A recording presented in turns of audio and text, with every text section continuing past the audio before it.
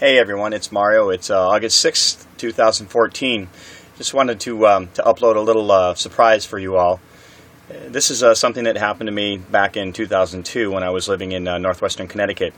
Several of my friends at the time were at the Sharon station, WKZE 98.1, and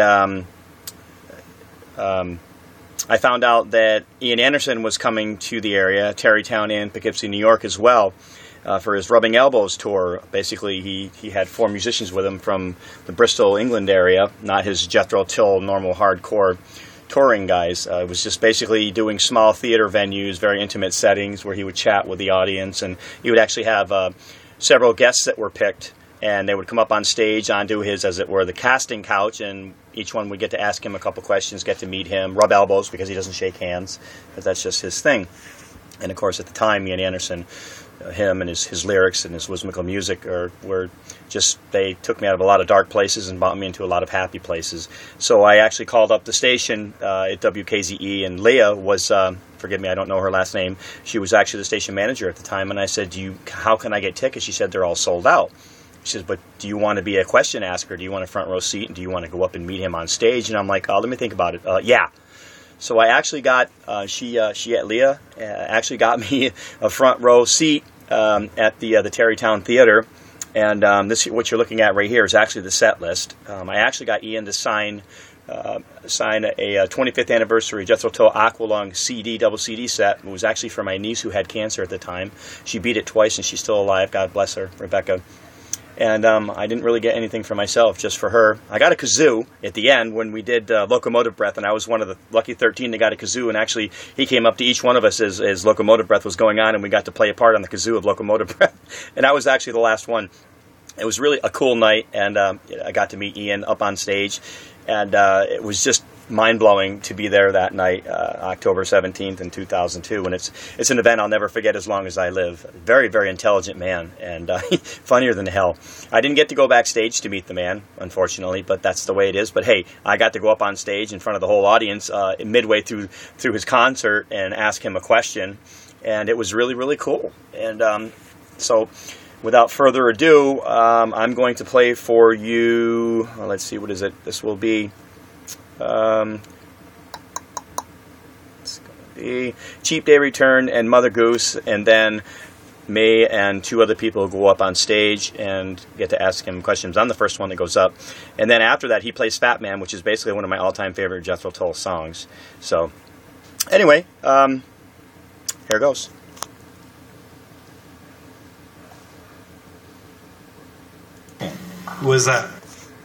I'm wondering about that little guitar, if that was also to help cut back on... This is Todd Mack, by the way. He's one of the MCs from KZE.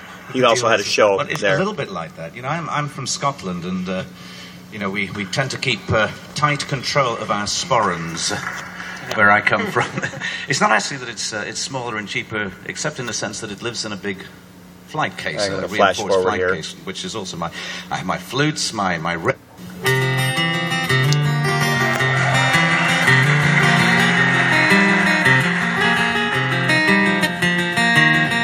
really don't mind if you sit this one answer. My words but a whisper, your definition.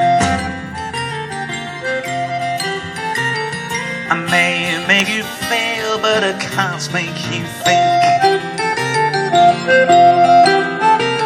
Your sperm's in the gutter, your love's in the sink. So you ride yourselves over the fields, and you make all your animal deals, and your wise men don't know how it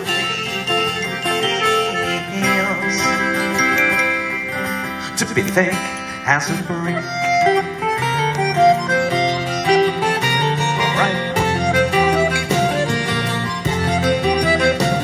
And the sandcastle virtues are all swept away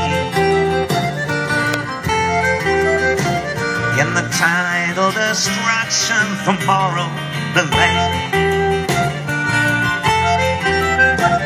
The elastic retreat rings a close of late. as the last wave uncovers the newfangled way. But your new shoes are worn at their heels, and your suntan's rapidly healed, and your wise men don't know how it feels to be thick as a brick.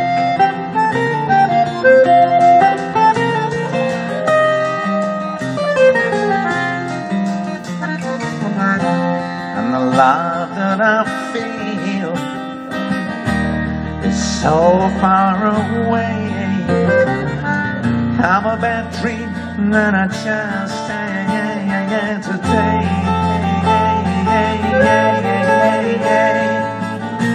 Well, it's you shaking your head, said it's a shame.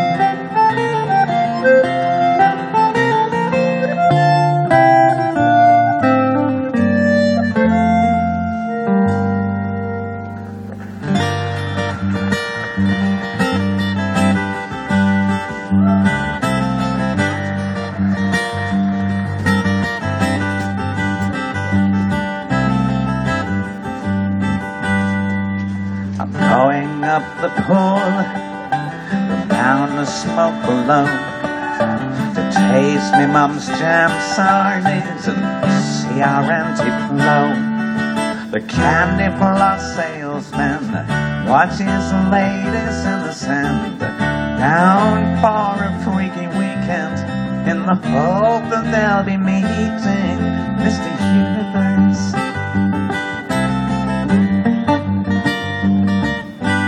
The iron tower smiles down upon the silver sea, and along the golden mile they'll be swigging mugs of tea. The politicians there have come to take the air while posing for the daily press, and they'll look around and blame the mess on Edward Bear.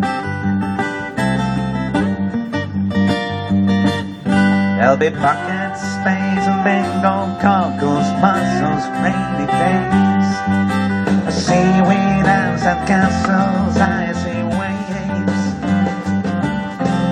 deck chairs, rubber dinghies, old best braces dangling down, a sundown stranded starfish in a daze.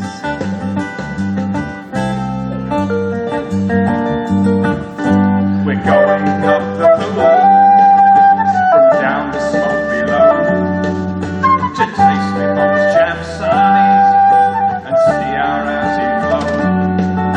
The candy floss salesman watches ladies in the sand, down for a freaky weekend, in the hope that they'll be meeting Mr. Universe. There'll be buckets, spades, and bingo goggles, muzzles, rainy days, seaweed ants and castles, icy waves, deck chairs, rubber dinghies, old vest braces dangling down, sundown stranded starfish in a haze.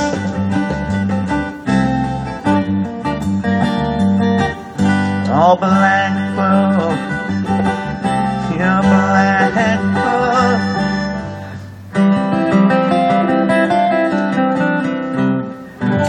Good old Blackpool.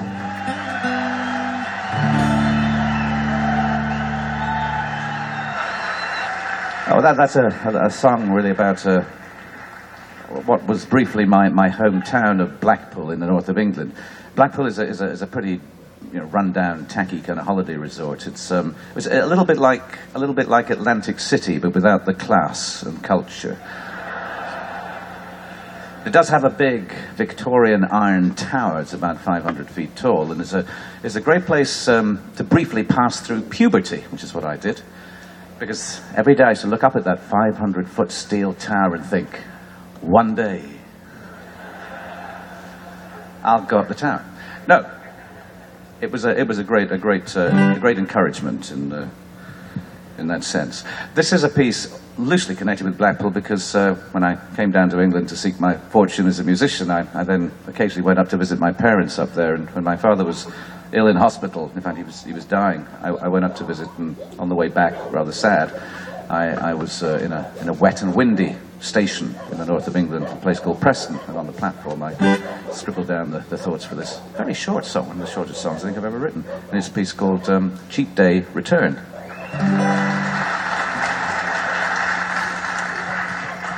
And then, because of course a little morbid and sad, I thought we'll pick it up right after that with something in a more surreal and humorous vein, also from the Aqualung album, and we'll get there in a minute.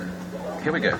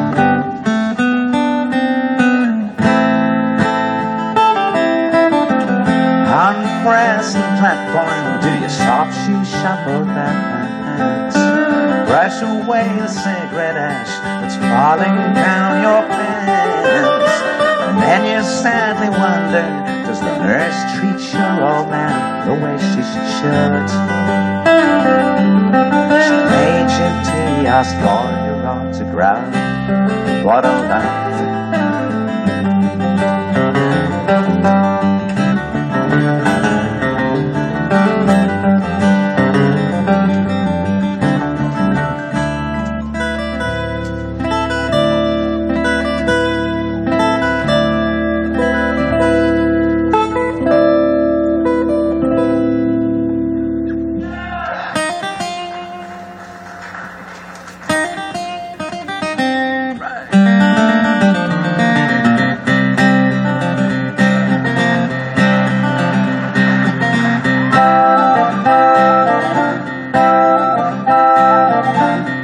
I didn't walk my hands to fair. I came upon Mother Goose, so I turned her loose. She was screaming,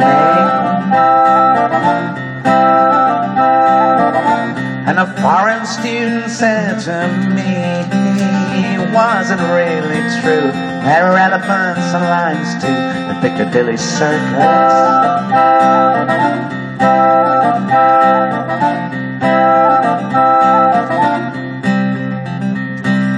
Walked down by the bathing pond to try and catch some sun.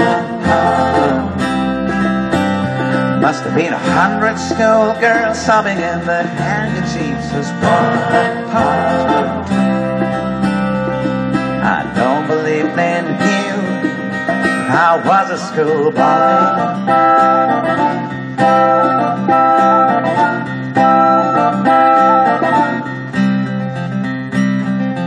And a bearded lady said to me, if you start your raving and you're misbehaving, you'll be sorry. And the chicken fancier came to play with his long red beard, and his sister's weird, she drives a lorry.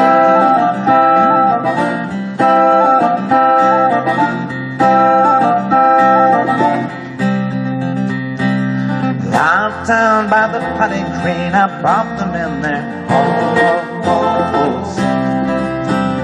4 and 20 laborers were laboring and digging up their holes. I don't believe they knew that I was Long John Silver.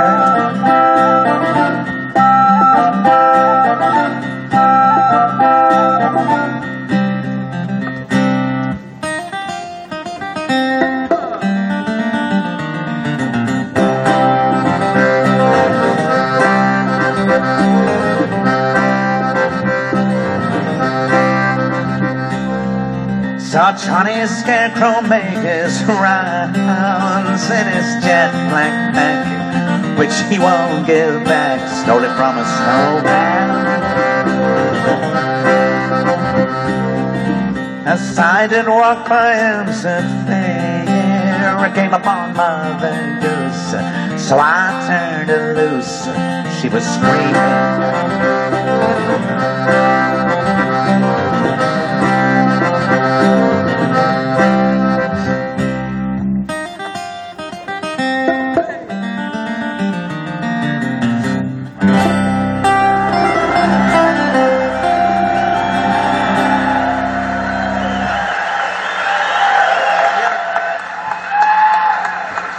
Well, thanks a lot. Very kind of you. Now then, this is a scary bit, isn't it? Coming Yes, up. we have a couple of folks that we'd like to invite up. First up, we've got Sean Carbine and Phil Milano, I believe, are who are going to be coming up. Actually, you two can come on up. We'll start that way. We'll change the order around. Who's that? Hey, can you do that? Yeah, of course, I think it's legal. Okay, I just want to make sure. So who's coming up? Come on up. So we've got Mario Gandolfo Mario. and Phil Milano. Have a seat. Sorry, what was the name again? Mario Gandolfo. Mario. Elbow Mario. There you go. Yeah, yeah. Okay. How you doing? Elbows only. Okay, I'm going to let you step in here. There you Have go. a seat on the couch. Mario, why don't you come... Oh, no, too late now. No, it doesn't matter. It's just that, you know, you're a sexy kind of guy in black. And, normally get to stand next to this. Have a seat. I guess I fit in then. Well, there you go, Mario. So, is this, Let's use the arm here. you come see Jethro Tull in the past? I saw you, I believe it was the Under Wraps tour. It was in, what, 81, I think? And there was some guy coming out poking and prodding these big pods. I always wondered, was that and you then did that? then the naked women ran out. They did, actually, yes. They were That wrapped was after the encore, wrapped though. up in packing. No, it's how the show started, actually. Yeah, they were wrapped up in paper bags. And then it was a kind of split-second thing where there was a bang, they shot out of the paper bags. I mean, a completely naked girl. Really? Totally naked. Wow. But it was a lighting cue that was just like a bang. So it was kind of subliminal. Half the audience kind of saw it and went, what? And the other half were kind of, you know, looking at the ceiling or... I was going to say, where was I when that happened? So they were usually from a strip club. Somebody had the job of going to find some lady and paying her a couple of $100 You didn't to do do a this 20-year quick flash. anniversary of that last year? No. I don't think that would be terribly popular with wives and girlfriends. So that's no. true. Naked ladies are a thing of the past. Yeah. With good reason. With good reason. So, do you have a question? Something you want to ask? Yeah, I had cheat sheets, but I'm not going to rip them out. My question was just, anyways, thank you very much for the years of minstrelsy. Okay. Oh, Elbows. Elbows, yes. For the years of your songs, and I hope that you have many more years to go of these songs. And your flute, it served you well. Thank you. So my question concerns 12 Dances with a God.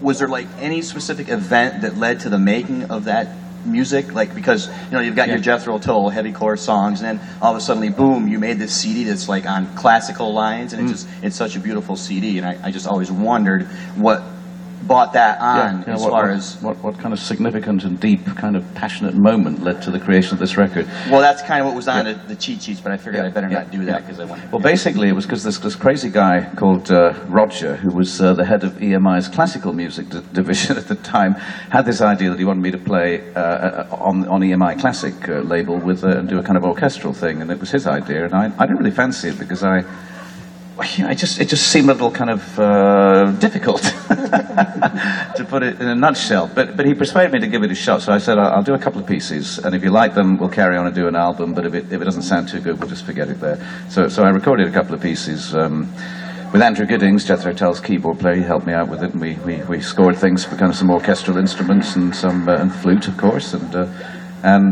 it seemed to work out okay. But it was actually Jethro Tull, or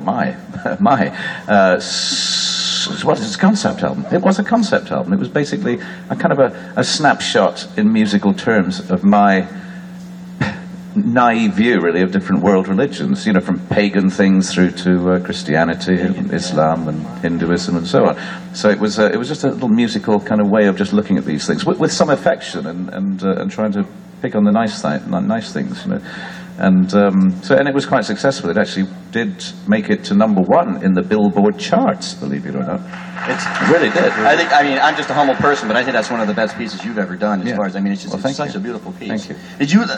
Well, one quick one. Did you practice any of that, like between shows when you're doing shows? Did you just like jot musical pieces down? Yeah, Or you did absolutely. really? I mean, most things are written in dressing rooms or in hotel rooms or sometimes at home, but a lot of the ideas are just, walking around the street. Sometimes you just get an idea for something, a title, some lyrics, or a line of music, and rush back to the hotel room, try and scribble it down before you forget it, and then, maybe a few weeks or even months later, that little idea will translate into a full song.